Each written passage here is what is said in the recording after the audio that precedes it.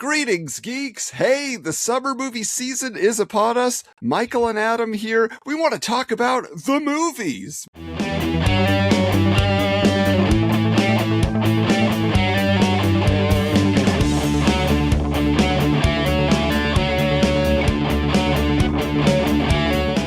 Michael, how you doing? I'm good, man. There's a lot of genre pictures out there. I mean, there are comic book movies, but there are video game movies. There are so many things that tie into the world of geek culture that we just had to get together to discuss it. We're just brimming with excitement. So let me ask you, have you gotten in on the summer movie season, like this kind of pregame stuff that's going on? I haven't yet, and I'm a little bummed by that. Like, I just haven't had but I wanted to check out the Mortal Kombat 2 movie, and there was a couple of... I haven't even gotten to see, even though it's sort of pre-summer, but it feels like it would have been a summer movie, is Project Hail Mary. I never got to see either, and I wanted to see that in the theater. So I guess we could start off with Mortal Kombat 2. Did you see it? I did. I saw it in IMAX. I actually got my trading cards. I had a great time with this. Look, I love the original from 95. I do too. This matches it for goofiness and just fun.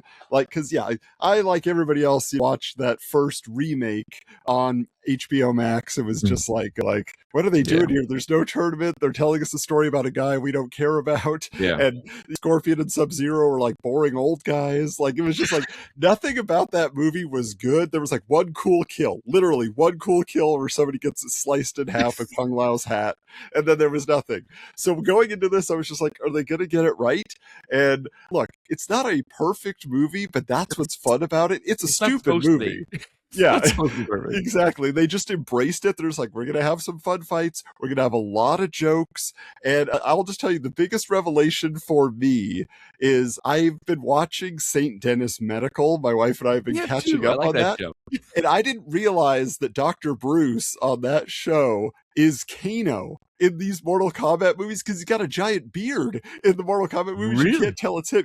And he's actually an Australian guy, so he's just doing his regular accent in Mortal Kombat, and he's putting on an American accent for St. Dennis Medical. But I got a kick out of it. The only thing that I was bummed about was Sonya is put into the background. She does barely anything, and she's one of the cooler characters from the first movie. And so I was just so maybe in the third movie when they come back around, she'll have more of an actual storyline. But the Katana storyline hooks you at the beginning emotionally, you would expect that. But I was just really? This little girl, no, but she's playing the young Katana. I was it's just breaking my heart here. And so just overall, I really enjoyed Mortal Kombat 2. And again, I would not put it up there with any great film, but was it a fun time at the movies? It definitely was. Listen, the thing about the video game movie, as long as it's enjoyable and somewhat resembles the game in a way, fans are usually satisfied. It's when they go completely off the rails and it's just what is this? Yeah. I gotta ask though, how's Carl Urban? He is good. He's kind of one note is the only thing, and his accent slips a few times. So he's the big get for it. Yeah. Obviously, they have the 90s martial arts movie throwback stuff, which is very fun. But I actually found him the least entertaining of the film. Really? He's the big draw, and I was kind of but he just does the same thing the whole movie. Just tough guy sound. And I'm just I don't know. I'm not really invested in your journey. But like I said, the Katana story was really good. Kano was hilarious every time he was on screen. And so they peppered in a lot of Easter eggs also, which were very enjoyable. Even just in the credits, you're oh, I see what's going on here. So the font style and everything. That's so cool. It was a good time. So hopefully you get a chance to check it out. I hope so. Well, the Long Island Railroad's on strike, so depending on how long they're going to be on strike, I might be able to see some movies this week. That's what I was going to say. Do you have a theater within walking distance? Just very close by, yes. Well, now, the funny thing about this particular movie season, it's not as heavy superhero movies as it is more, like you said, genre movies. And I'm kind of good with that. We didn't need to have 5 or 6 superhero movies in a summer. But we do have a lot of movies that I call superhero adjacent. They may have had a comic book at some point. They may not have started as a comic book, but have evolved or have that sort of comic book feel. And Memorial Day weekend's coming up this weekend, and on the 22nd of May is The Mandalorian and Grogu. And I don't know how to feel about this movie. I don't know if it's going to be just an extension of the Disney Plus show, or is it going to be something Star Warsy? Like, I don't know what we're going to That's get. the question. How invested were you in those seasons of The Mandalorian on Disney Plus? Oh, I watched them religiously. As they dropped, I watched them. I really, really was invested in the show. The only one that I didn't like was the Boba Fett show, but the last like 3 episodes were just Mandalorian season 2.5, I called it. And I just enjoyed that character. I enjoyed the story.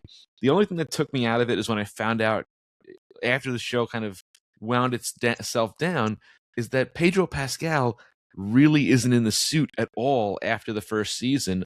It's just his voice, and it's his stunt double doing all the acting in the costume. And I'm like, is that going to be the movie too? Is he just not going to be in the costume most of it and just doing the voice? I don't know. We'll find out. Like, I have a weird relationship with The Mandalorian in that, like, I watched the first 2 episodes when they dropped. I was like, don't like this. He's got, like, no energy. I didn't know who Pedro Pascal was. I didn't know he was in the show. I was just like, I don't like this series. The only reason I was watching is that my friend from high school, Omid Abtahi, he plays, I think it's I was going to say Dr. Bashir, but that's Star Trek. He plays this doctor character. So I was like, oh, I'll watch it for Omid. And then even then, I was just like, I like you, buddy, but I don't know if I can keep enjoying this. Yeah. And so it was a situation where I just let it go. Season 2 came out. Everybody's raving about this show. So I went back and watched season 1 all the way through. I was like, okay, it's a little bit better than I thought. I enjoyed season 2. And then I was just kind of like, Book of Boba Fett came out, and I was the one going, Book of Boba Fett's great. And everybody's like, no, it's garbage. I like it better than The Mandalorian. You're crazy.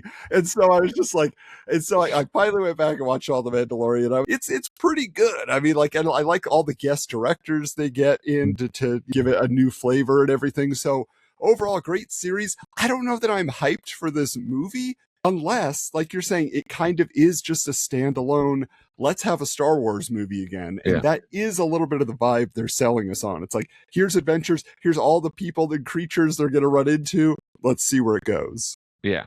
And I, of course, have a Mandalorian Hot Toys figure. I have a Bo-Katan Hot Toys figure, all because of that show. And it's one of those things where Hot Toys always does this thing. They release the first one or the deluxe, and then they drop a new one after you've already pre-ordered, and it's the worst. But yeah, so that's my thought on Mandalorian and Grogu. But the next thing is the movie that I think I'm most worried about for the entire summer. On June 5th is Masters of the Universe. And I don't know what this is, but every year they drop a movie on my birthday weekend, and it's either a hit or a miss. Like, I remember when 1 year on June 6th, they dropped The Omen, and everyone's like, oh, it's going to be great. And I was like, this movie was not that great. Yeah, and that's usually for me, like, around my birthday, summer movies. Like, it was Avengers 1 year, the first movie, and I was like, oh, yeah, this is great.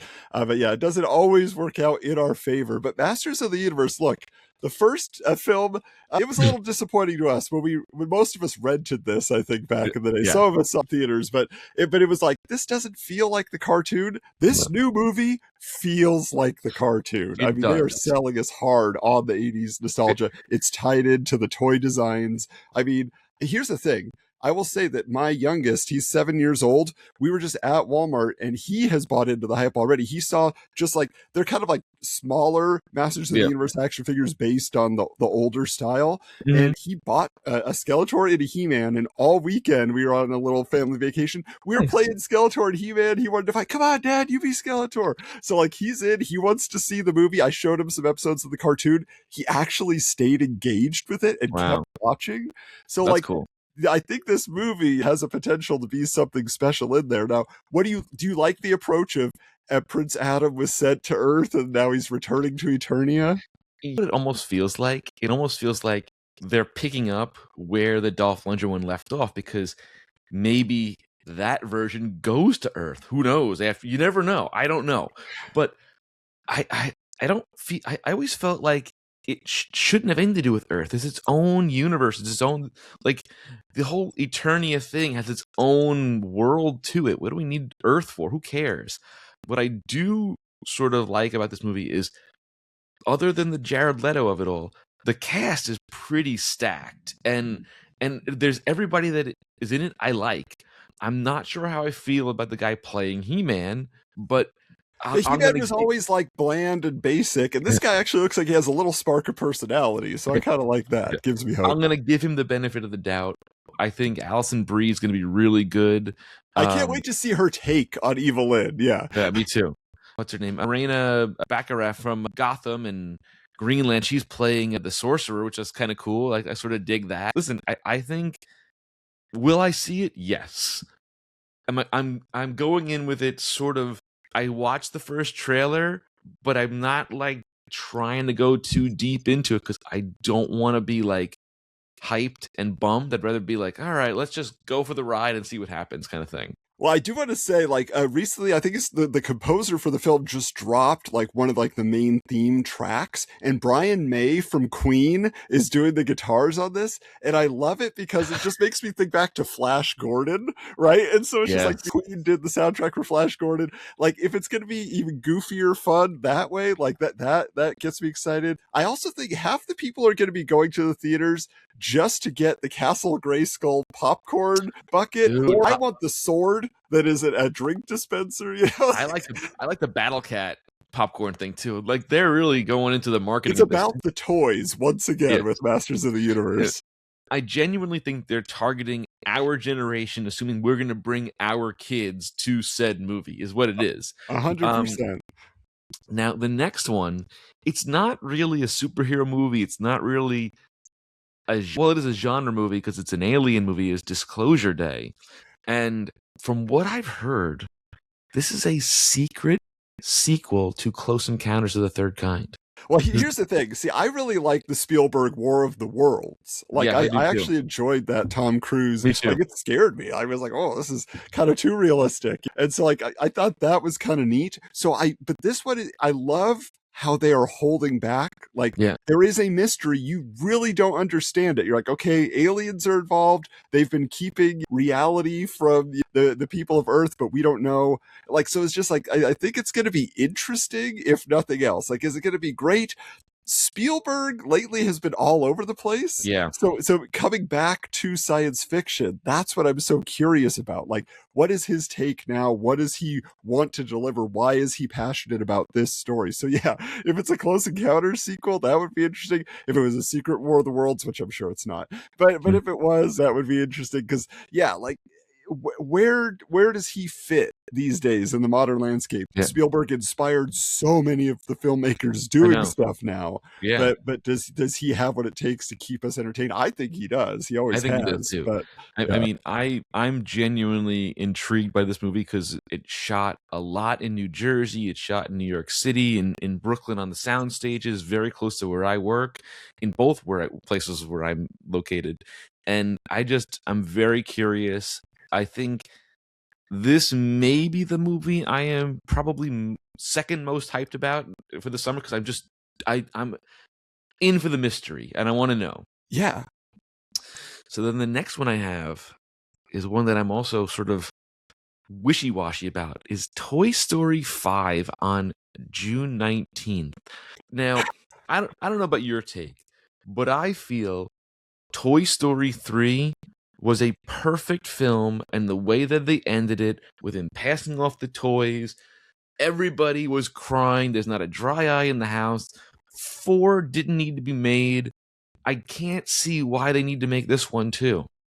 I mean, honestly, they know people will show up, and again, it's the nostalgia. Our generation bringing our kids. Like, I remember taking my kids to see Toy Story 4 and being like, Keanu Reeves is Duke Kaboom? Is that why I'm here? Like, I don't know what I'm doing. And then this one now, the only reason I'm sort of interested is Conan O'Brien has been talking for years that he does a voice in the movie. So he's been like, because they record it years in advance. So he's like, oh, I've got it. I've had to re-record. So like, what is Conan O'Brien's part of this movie? It is probably like 2 lines, and that's it. But otherwise, totally disinterested. I don't need Toy Story 5 at all. Yeah, I don't need it. But listen, whatever. We'll see. Well, actually, I should say that's coming from somebody who used to play Woody at Disneyland. Like, I was a costume Did you character. really? Yeah, I was Woody. I'd go out there with Jesse, and we'd go around and we had a great time. Yeah. The Secret Life of Adam Pope. Here we go. But to kind of wrap up the Toy Story thing, again, I think it's a bookending of we saw Toy Story 1 with our parents taking us. Now we're taking our kids as parents, which I think is kind of a weird full circle moment, but it's interesting.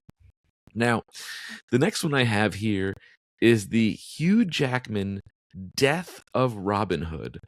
I put this on the list because Robin Hood is folklore story. He's essentially an old school superhero of literature, right. And he's inspired so many comic book characters. I mean, Green Arrow, Hawkeye, and like my question is though, do we care about old Robin Hood? Like he's supposed to be old, like it's like old man Logan Robin Hood.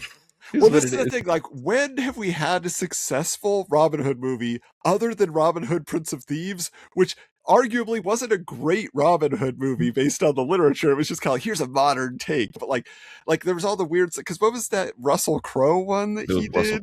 Yeah, I think Ridley Scott, right? If we're being specific, it's a Ridley Scott film with Russell Crowe. But still, even then, most people were like, Charlie Hunnam did a Robin Hood at some point. Yeah, my favorite still is Robin Hood Men in Tights, personally. Can't argue with that. Yeah. Come on.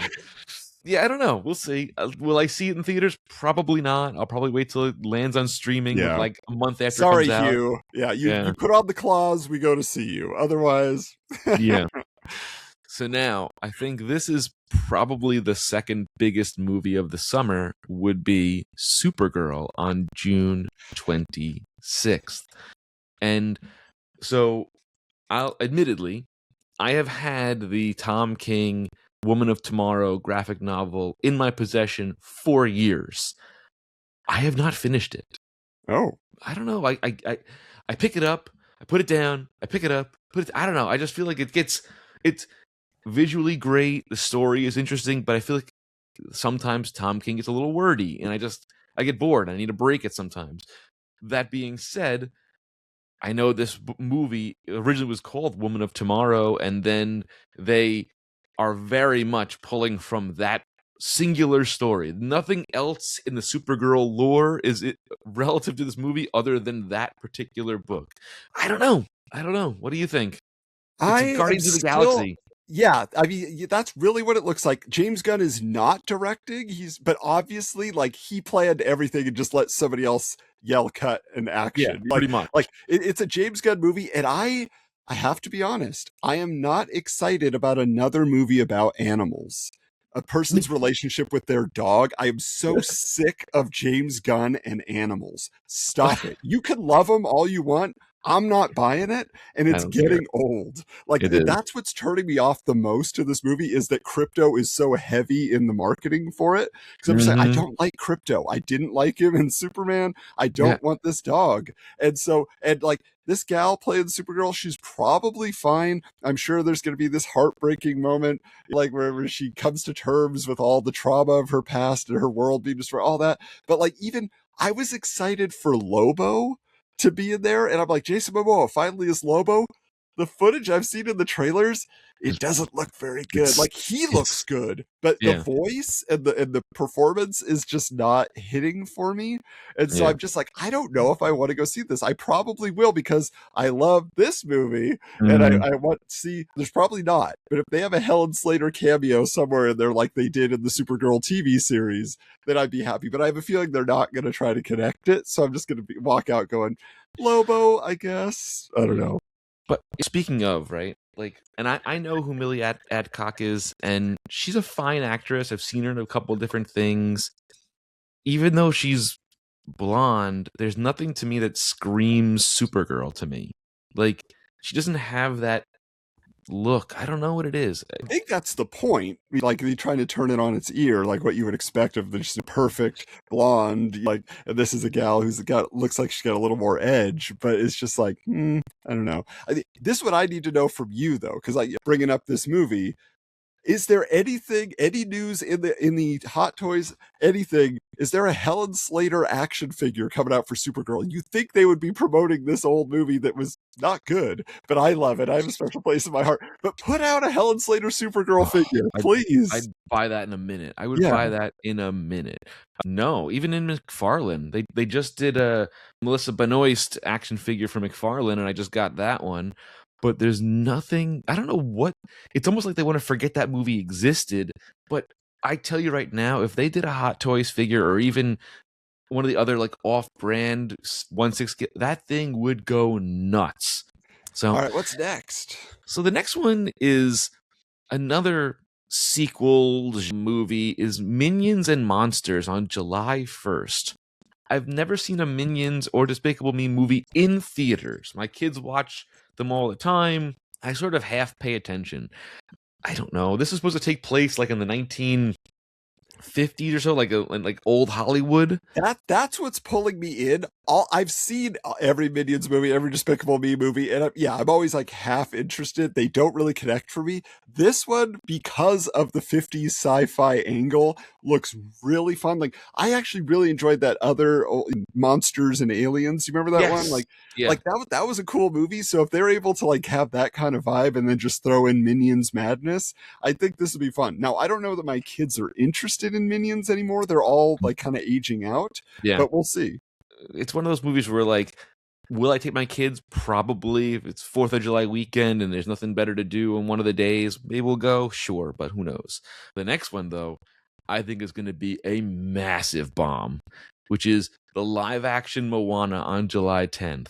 Why? This movie does not need to be made. No. Like, Moana's a beautiful animated movie. It's fantastic. The sequel is not as good. And the fact that the sequel wasn't well received, then having this coming out like a year later is not going to go well. I'm telling you right now. And The Rock does not look good in live action in that wig. Well, here's the thing. What I'm saying, though, is I feel like we're saying, definitely for us, we're not interested, and Moana feels too new. There's no legacy. But did I enjoy Beauty and the Beast? No. Did I enjoy The Lion King? No. Did I enjoy any of these live action remakes? No. So, but I think that they are making a lot of money. I think the reason is like Lilo and Stitch, huge hit, but they remake that one, and that feels so recent. Yeah. So now that they're doing Moana, it's just like this is almost their MCU now. Yeah. They know if they put out a live action remake of one of their old animated features, everybody's going to show up, and the calculations have paid off for them so far. But yeah, except for Snow White. Yeah, Snow White. I mean, Moana's great, but yeah, it's just like I am kind of excited for Rapunzel, which is supposed to come out in a year or two. Which I hope that they get Zach Levi and Mandy Moore to play the king and the queen. That would be cool. That'd be a good kind of payoff. I would be down for that. This, I don't know. I'll wait till it hits Disney Plus. I'm not going to waste my money and bring it to the theaters and see it. It just doesn't do it for me. So on the same day, though, which I think is actually going to really hurt the Moana thing, is Evil Dead Burn. And we've talked about this at length. I'm not a big Evil Dead guy. I get scared very easily, but I think whenever there's an Evil Dead movie, it draws people to come see these films. They really do like them, and I think it's going to pull a lot of our age people to go see those movies in the theater, and it's going to hurt the Moana box office. I always wonder. I know horror is still big, but like these older franchises, are they breathing new life into them for the younger generation? Like you say, it's our generation maybe that the name has the most power with. The thing I'm curious about is, are we ever going to get to the point, just because Ash has been featured in so many comic book crossovers over the years, Evil Dead and Ash versus this and Ash versus that, like it's happened so many times. That's what the movie I want. Like, we need to get a proper Marvel Zombies movie, like on the Spotlight, Disney Plus, and then take that and then get, while we still have Bruce Campbell, let's get him in there one more time, or somebody who can fill the role as Ash. That would be interesting if we need somebody younger. But like, that's what I want. Is like Army of Darkness versus Marvel Zombies. I Could you think that's what we imagine? need. Yeah, I had Just that comic back in the chainsaw day. hand fighting against zombie Captain America. Yeah. That'd be hilarious. Okay. Now I think this is the movie people are most hyped about all summer is The Odyssey on July 17th. Here's the thing, like, yes, just because Oppenheimer, right? They're like, oh, this is follow up to Oppenheimer. But I know, like, there are plenty of people who have studied the classics and they understand, they've heard of the Odyssey. They don't, oh, I know Homer Simpson. No, the original Homer. But what I'm saying is, like, just looking at it, like, I don't know. I'm so curious. Like, is this really going to pull in audiences? Because it's an epic, and do we still want old timey epics? That's what I don't know. That's the calculation that is like, not coming together for me. Like the Lawrence of Arabia, the Ben-Hurs of the day, and all that stuff. Like do we want that right now because we're so fatigued from superhero epics? Like maybe it's a like. You can almost put the Odyssey in a similar character to the Dune movies, in that epic, big scale kind of movie type of a thing that is not a superhero movie, but also a big movie. And the thing I think that's most intriguing for people is obviously it's a Chris Nolan movie, but also he literally cast like everybody in Hollywood. The only person he didn't get was Robert Downey Jr. because he was doing Doomsday. He couldn't do it. It's literally the reason why he couldn't do it. That is. It's the cast list. They could just literally put the cast list and then on a poster, and that's it. Yeah, that's all you need. You're like, okay, I'll see Matt Damon doing his thing. Okay. Yeah. And Oppenheimer's great, but like I wasn't a huge fan of Tenet. Inception still really works. Yeah, it still works. But like even Dark Knight Rises doesn't. Yeah, it's like the last 5 or so movies, maybe 2 of them were great and 3 of them were kind of so we'll see. Yeah. But it's the first movie ever fully shot in IMAX, so that's gonna be kind of cool to see. I mean, that's literally the only way I see movies now. I only go to IMAX showings. Yeah. So for that, like, he is the master of IMAX, and he's been that way for years. Yeah. So just to see what he's going to give to us there, that's pretty cool. Yeah. So now, finally, we get up to another superhero movie, and it is Spider-Man Brand New Day on July 31st. This is it, right? Everybody's been waiting for this. I mean, this is just like every little bit that's been trickling out. I've actually really stayed mostly spoiler free on this. It's the end of No Way Home, but a full movie. Okay. Yeah. We have a comics accurate costume now. Great. But I'm just like, but as far as like, the fact that they put the Punisher in it, I just watched that Disney Plus, the One More Kill movie, and I was like, this does not match up, I don't think, with what they want in a PG-13 movie. That movie was out of control. It was Garth Ennis to the extreme. It was just Garth Ennis Punisher, and I was just like, too much for me. So it was really violent. Yeah, it was very violent. So 52 minutes of just pure violence and language that you couldn't. I'm like, how is this on Disney Plus? Yeah. So how big a part is he really going to be in this Brand New Day? I think this is pulling a lot from the animated series with the xenomorph, like when he becomes the man spider thing, and then other than the Morbius part of it, the Punisher plays a big role in hunting down Spider-Man in that animated series couple of episodes, and I think that's how it's going to tie together. Again, but is this Punisher just going to have glue guns and nets and like whatever, you know what I'm saying, like the non-lethal? He's going to have semi-lethal rounds, I guess. One would assume, and again, they're in a prison. Are they going to pull out Daredevil? Who knows? I haven't seen that footage. Or something with a prison involved in this. Yeah, he's fighting. Spider-Man is fighting the Hand in a prison. Oh, see, I thought they were like on a building and they were like jumping at each other. That's the only image I've seen. It starts in the prison and it goes outside, and it's like they think that they digitally removed Daredevil from this like thing. Yeah, I mean, I think what they did with No Way Home, they kind of have to make it a cameo fest, right? That's what people want now. They're like, Spider-Verse has told us there's so many characters out there, so who are they going to drop in? It almost feels like that's the big draw of this movie, because the whole like Peter has to reconnect with his friends who don't know who he is anymore, and all of that is kind of like, I don't know if I'm really interested in that story. I hope they get over that fairly quickly, like halfway through the movie, and then it's just interesting adventure, and we get to see non-Iron Man Jr. Spider-Man and what that means. That's the big draw for me, is like, what is that going to be? But let's piggyback on that cameo fest thing. I mean, we've already mentioned Punisher. We've mentioned Daredevil. They say that Jean Grey is in it. Is that the gal from Stranger Things? She's Sadie playing Jean Grey? They're saying is Jean Grey. Okay. I think it's a double blind. I think they're going to say that it's Mayday Parker from Another Earth. That would be cool. Which I would be happier with than if it's Jean Grey. Because it doesn't make sense that Marvel would want to introduce their new X-Men in a Sony property, right? Like, it just doesn't compute. Doesn't compute to me either. And then the other cameo is Mark Ruffalo, and they're bringing in, they calling him Gray Hulk, but it's because, and I saw the Funko Pop, he's got gray hair. Ooh. He's got like salt and pepper hair as the Hulk. But like, why can't there just be a Spider-Man movie about Spider-Man? Why do we need all these characters? Yeah. It was fine with Toby when it was just him. I feel they're cramming too much. They've got Scorpion in this movie. They've got Tarantula in this movie. They've got the Hand. They've got apparently Mr. Negative might be in this movie too, or something. Like, how many villains? Every single superhero movie that they've crammed in multiple villains always becomes too bloated and has a problem. This goes all the way back to Batman Forever, when you had just Two-Face and Riddler. It just becomes too bloated with heroes and villains and stuff. I don't know. We'll see. Will I see it in theaters? Of course. Of course I will. Like, this is like you can't miss it, but I don't know what the draw is yet. They haven't given me a hook, and maybe that's a good thing. Like, I'm just like, okay, it's going 100% just on Tom Holland charisma, and let me see where we go from there. Yeah.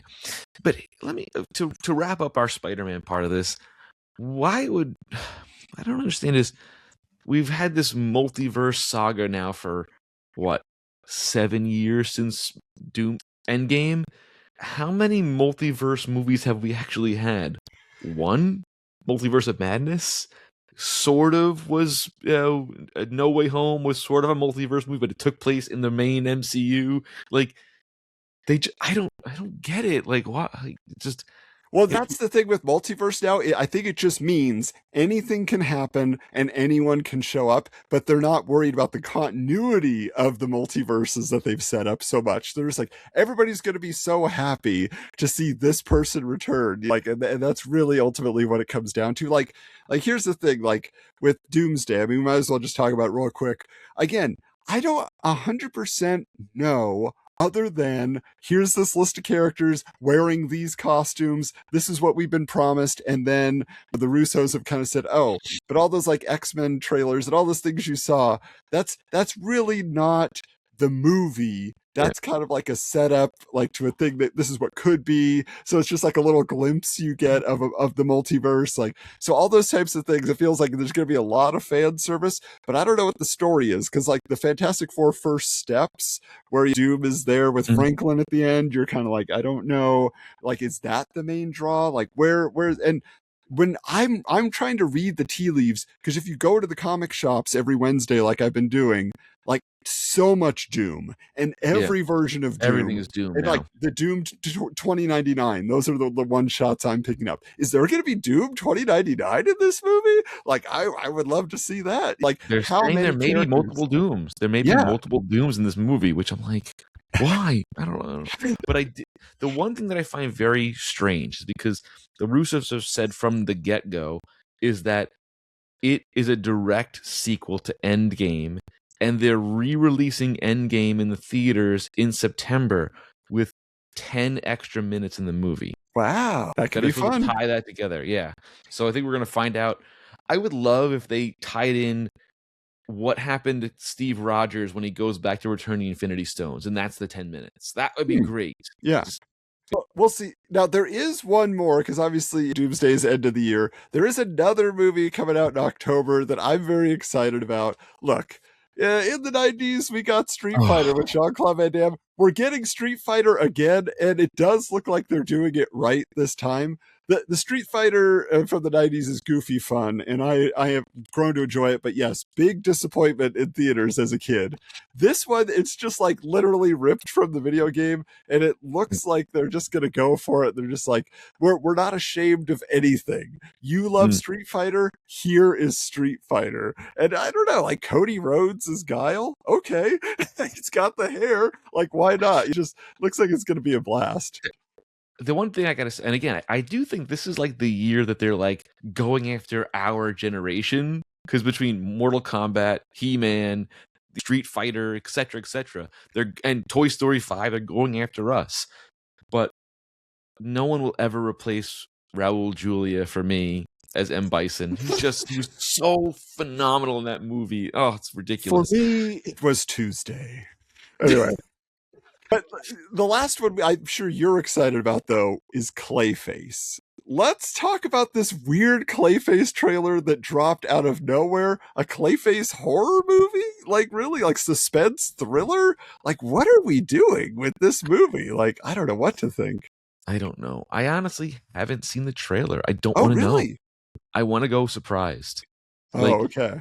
also, I'm not great with body horror, so we shall see. But like, this is what I don't understand with the James Gunn of it all, right? You've got Superman that looks like Earthbound Guardians of the Galaxy. You've got Supergirl that's definitely Guardians of the Galaxy. You've got the Lanterns thing that looks like an old Western. Looks like, and now you've got this horror. Like, I don't know where he is. Like, what? How are these things connected? And he said from the get-go that like this arc is the gods and monsters like story arc or whatever.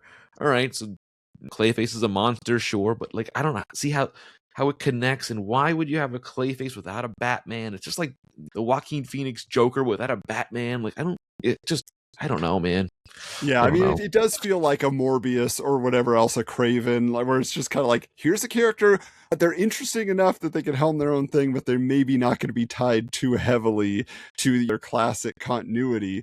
But again, like, I think he's just trying to diversify. That's what it feels like, just saying, like, we can do a little bit of everything. Which is hitting the best right now? Like, do you want horror in your superheroes? Do you want just the teen angst? Do you want, like, whatever it is? Do you want just our HBO Max series, like you're saying with Lanterns? Like, well, what do you think? So I think it's an interesting like testing ground this first few years of his reign. I mean, so far so good, it seems like. So time will tell. We shall see. So we got 2 more summer movies on my list, and the next one is Super Troopers 3 on August 7th. It has super in the title, I guess, yeah. But like, I don't see the need of another Super Troopers movie. Like, the first one is so iconic. The second one is okay. I would have rather seen a sequel to Beer Fest because they teased it at the end of that, and or Club Dead. Was that the other one? Yeah. Broken Lizard's done some fun movies. Well, listen, will it be fun? Probably. Will I see it in theaters? No, I'll wait for streaming for that. But like, who knows? Who knows? We'll see. Now, this one is the one I wanted to save for last on purpose because it's comic book, but it's also animation. It's something that was kind of in a weird sort of limbo space. On August 28th, we have Coyote versus Acme. Yes, this has an interesting history where it was like a film that was canceled and then it got bought out and brought back to life. Will Forte in this movie, he was out there beating the drum like, hey, you're going to love this if you see it. I am very curious as well, but mainly it's the precedent, right? Because if they can resurrect a dead film, how do we get Batgirl, the Batgirl movie that was canceled? Does that get a chance to come back? Things like that. Like, that's really the more interesting element, is the behind the scenes studio stuff. What will this mean if we can make it successful? That's why I'm going to buy a ticket. I want to support it and then see what we get out in the aftermath. But I also have a feeling it's probably going to be pretty funny. I think, listen, John Cena's in it. He plays sort of like the villain of it. He's always funny, man. He's just fun to watch in movies. And I think it's going to have a lot of, again, nostalgia for us as kids. It's going to connect. I'm telling you, this is like the year of like the 40-something-year-old people bringing their kids to the movie for this nostalgia of our stuff. I want to see it. I genuinely think it's going to be fun. And I'm looking forward to seeing, because there is that, like, wow, this movie was dead and they resurrected it to bring it into theaters. And not only that, put it out in the summer, no less. They didn't just like drop it in January in like a dead time period. So they're banking on it making some money. So Yeah, we'll and see. again, a studio comedy, right? Like, you Yeah. just don't get very many of those these days. So Yeah. they must think there's something special to it. So, but yeah, that's our list for the summer blockbusters and movies and everything, talking about movies. Let us know what you think down in the comics, what your movies you're picking out for this summer that you want to see.